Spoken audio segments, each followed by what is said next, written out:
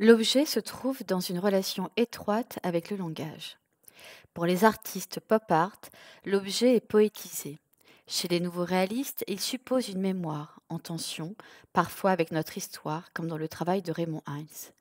Pour les artistes Fluxus, le volume témoigne d'une entente insoluble entre l'art et la vie.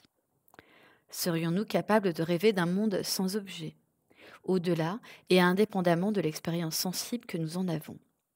Gaston Bachelard interroge notre croyance à la réalité et la fonction métaphysique primordiale du réel, à travers l'objet que l'on regarde, hors de soi, car mon esprit sort par les yeux pour aller se promener dans les choses, écrit Malebranche. Martial Reiss, dans ses Oiseaux de paradis, honore la légèreté en déjouant les principes de poids. Comment les œuvres fragiles de ce dernier, ou d'Hervé Télémaque, se positionnent-elles formellement dans un temps et dans un espace donné? En quoi énoncent-ils leur rapport au monde? Les objets susceptibles de créer de la pensée mutent-ils véritablement pour échapper à leur matérialité? Il suffit peut-être de créer des œuvres immatérielles.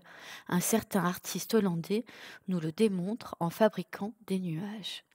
Alors, comment regarder l'objet quand sa dématérialisation dans l'art passe par sa suppression, par le déplacement de son essence vers le concept, à l'image des artistes conceptuels?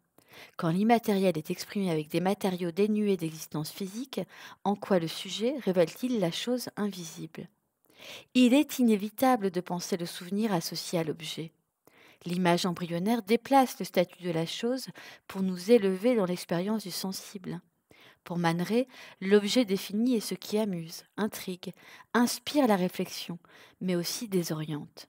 Et le langage participe de l'aventure, car il transforme le caractère des objets en affectant leur forme et leur signification. L'objet réel ne se laisse pas simplement effleurer avec un regard, il réclame l'engagement du corps. Dans ce mouvement du dehors au dedans, à travers des pensées imaginées par des mots, le dépassement de l'esprit sur la matière est alors inéluctable. De fait, la nature n'est plus limitée au dedans ou au dehors. Elle les inclut et les transcende.